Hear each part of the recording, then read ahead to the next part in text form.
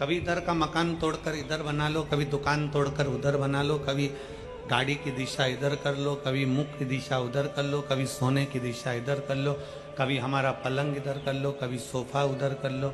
दिशा कितनी भी बदल लो, दिशा बदलना मुख्य नहीं है। शिव महापुराण की कथा कहती है कि मनुष्य की दशा बदलना चाहिए, और दशा बदलने के लिए कहीं हमें नहीं जाना है। दशा बदलने के लिए केवल 2 कार्य करना है। एक, अपनी मेहनत 4 गुनी करना है, और दूसरा, भोले बाबा को 1 लोटा जल चढ़ाना प्रारंभ करना है। दशा बदलना, कर्मठ बदली, दिशा बदल गई।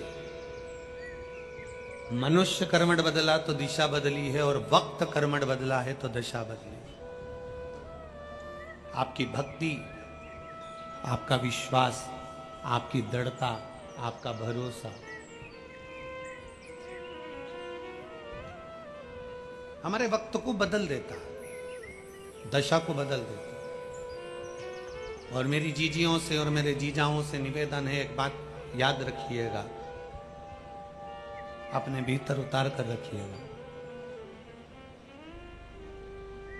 आज शरद पूर्णिमा है, कार्तिक का महीना प्रारंभ हो जाएगा, कार्तिक पूर्णिमा तक चलेगा।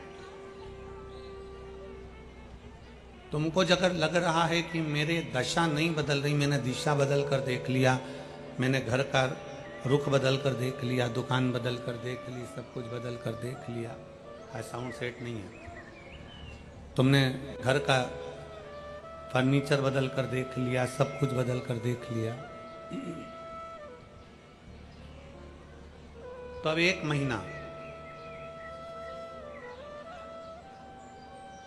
महीना शरद पूर्णिमा से लेकर कार्तिक पूर्णिमा तक एक नियम बना लो। 1 चावल का दाना, केवल 1, ज्यादा नहीं, केवल 1 चावल का दाना, जो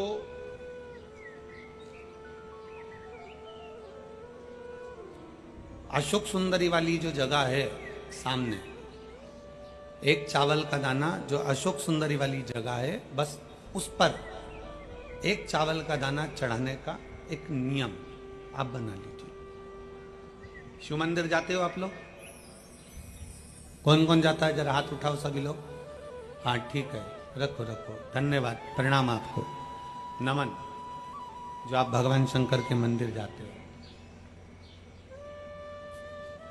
बहुत जरूरी है शिव के मंदिर जाना, भगवान के मंदिर जाना। ये विधर्मियों ने जो हमारे मंदिरों को पूर्व में तोड़ा है ना, उसका कारण कोई दूसरा नहीं था, उसका केवल एक ही कारण था कि हमारे सनातनियों ने मंदिर जाना छोड़ दिया था, इसलिए उन्होंने तोड़कर अपना अपना स्थान बना लिया। अगर सनातनी मंदिर जाता रहता, आप मंदिर की देहली चढ़ते रहते, रोज मंदिर में एकाग्रित होते रहते, मंदिर में इकट्ठे होते रहते, तो किसी के बाप की हिम्मत नहीं थी कि मंदिर की ओर आंख उठाकर भी देख ले। शिव महापुराण की कथा केवल एक ही काम करती है कि रोज मंदिर जाओ।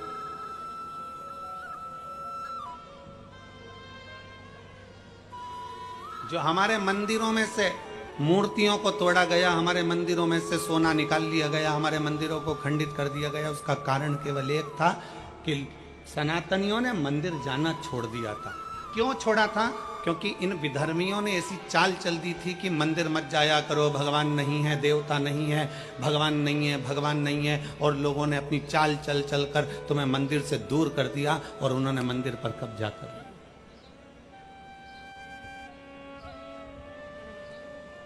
रोज जाओ मंदिर शिव को जल चढ़ाने के लिए।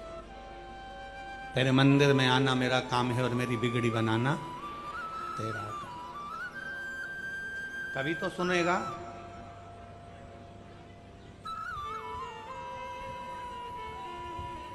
शरद पूर्णिमा से लेकर कार्तिक पूर्णिमा तक के बीच में एक नियम बना लो कि मैं जल चढ़ाने रोज जाती हूं, 1 चावल का दाना मैं अशोक सुंदरी वाली जगह पर समर्पित करूंगा। केवल एक।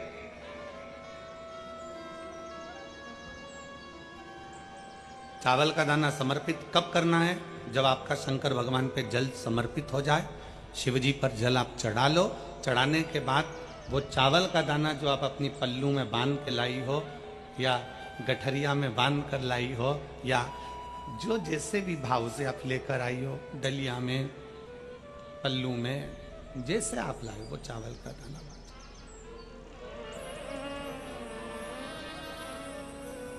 उस एक चावल के दाने को 1 महीने तक आप रोज एक चावल का दाना लेकर जाओ, रोज चढ़ाओ, अपनी कामना कर कर बाबा मैंने दिशा बदल कर देख ली, दुकान बदल कर देख लिया, व्यापार बदल कर देख लिया, घर बदल कर देख लिया, काम बदल कर देख लिया, पर मेरी दशा नहीं बदल रही। अब ये मैंने चावल का दाना, चावल का मतलब होता है अक्षत।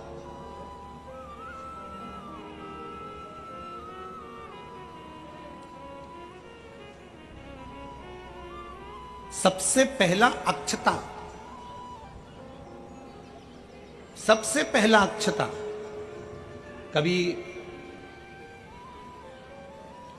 अगर मौका मिलेगा ना तो ऐसी ही कोई शिव महापुराण की कथा में हम जो कल्याण के अंक पढ़ते हैं, जिन जिन कल्याण को हम पढ़ते हैं, कल्याण का अंक जो निकलता है उसको हम पढ़ते हैं, तो उसमें बहुत सुंदर सुंदर बातें मिलती हैं। कभी अगर मौका मिलेगा तो एक बार कल्याण का अंक शिव का हम आपको एक एक पृष्ठ का दर्शन कराएंगे कि उस पृष्ठ पर क्या लिखा।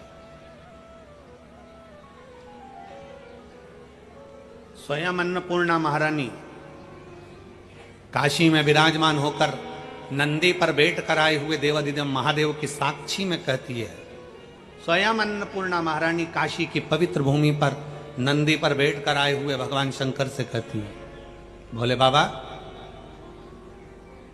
हे शिव, हे शंकर, हे विश्वनाथ, विश्व का भरण पोषण करने वाले हे विश्वनाथ, मैं आपको क्या दूं?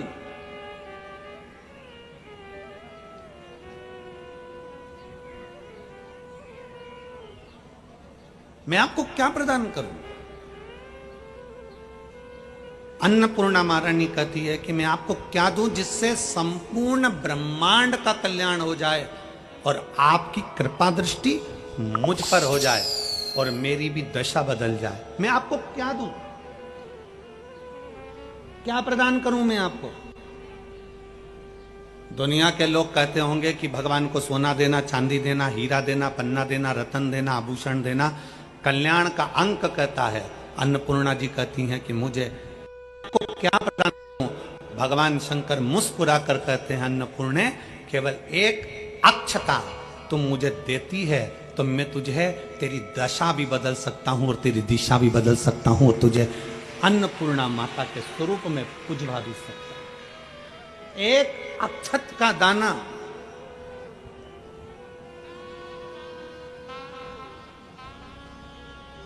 तिलक लगाते हैं, मेरी जीजियां तिलक लगाती हैं, तिलक लगाती हैं तो चावल लगाती हैं कि नहीं लगाती हैं? बोलो, जम के बोलो जरा। लगाती हैं ना? तिलक में चावल लगाया जाता है।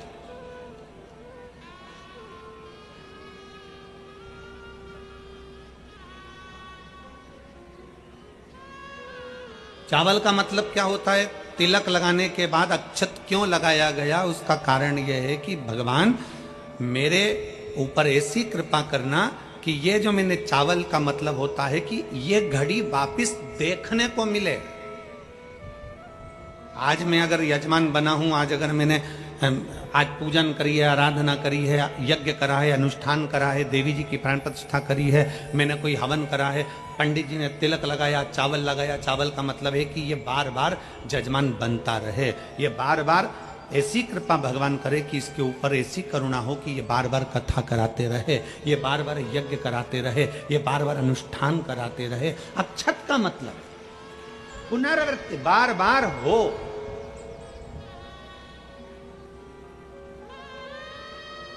सनातन धर्म में किसी के मरने के बाद में 10 दिन तक मस्तक पर तिलक नहीं लगाकर चावल नहीं लगाया जाता। बोल लगाते हैं क्या? नहीं। क्यों? क्योंकि हमारा सनातन धर्म कहता है कि ये जो घटना घट गई, अब भगवान इस घटना के बाद दूसरी घटना ना घटा है, इसलिए चावल का प्रयोग ही नहीं, अक्षत का प्रयोग ही नहीं। मस्तक पर तिलक के बाद फिर चावल नहीं।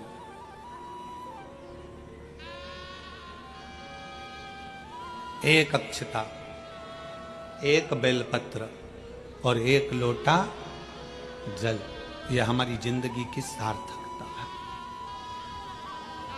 एक अक्षत, एक बेलपत्र, एक लोटा जल, यह हमारी जिंदगी की सार्थकता है। शिव महापुराण की कथा कहती है, शरद पूर्णिमा से लेकर कार्तिक पूर्णिमा तक एक चावल का दाना अशोक सुंदरी वाली जगह, अशोक सुंदरी की जगह मालूम है ना सबको? सबको स्मरण में है? अशोक सुंदरी वाली जगह पर वो चावल का दाना कब चढ़ाना है? जब हम भगवान शंकर को जल समर्पित कर, जल समर्पित करा, अपने घर की ओर आ रहे हैं, उसके पहले चावल का दाना अपनी पल्लू में से खोल कर निकाला, चढ़ाया, भगवान को प्रणाम करा। बाबा बहुत कुछ कर कर देख लिया पर दशा नहीं बदली, और मैंने तेरे ही भरोसे बाबा, तेरे ही भरोसे हवा बिच उड़ती जावांगी बाबा, डोर हथो छड़िया में कटी भोले, मैं तेरी शंभो, मैं तेरी हवा बिच उड़ती जावांगी बाबा, डोर हथो छड़िया में कटी जावांगी। एक अक्षत, एक चावल का दाना,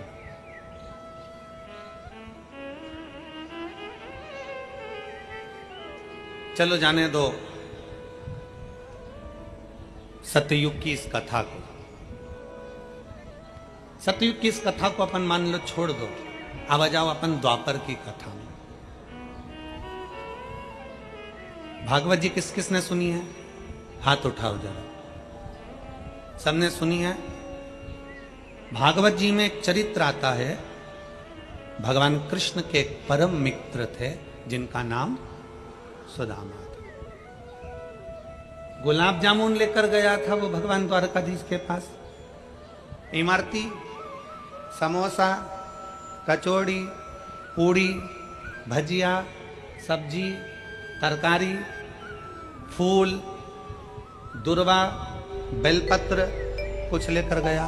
नहीं गया। द्वारकाधीश के चरणों में क्या लेकर गया था? दुनिया के लोगों ने कहा कि एक मुट्ठी चावल से, 2 मुष्टिक चावल से भगवान ने 3 लोक का राज्य दे दिया। अरे वो तो 3 मुष्टिक चावल था। सुदामा यदि एक दाना भी चावल द्वारकाधीश के पास ले जाता तो द्वारकाधीश भंडार भर देते, द्वारकाधीश भंडार भर देते। वो तो चावल का एक दाना भी अगर लेकर पहुंचता तो वो भंडार भर देते। एक दाना चावल भी बहुत आना हो जाता,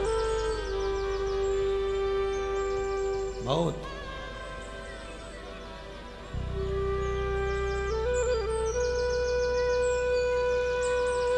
इसीलिए शास्त्र को वर्णन आया, इसीलिए शास्त्र वर्णन किया।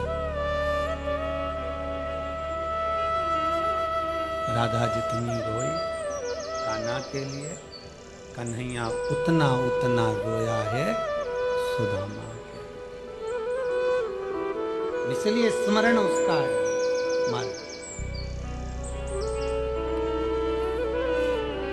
उनके स्मरण चित्त में, उनकी भक्ति में, उनकी तत्व की प्राप्ति हो।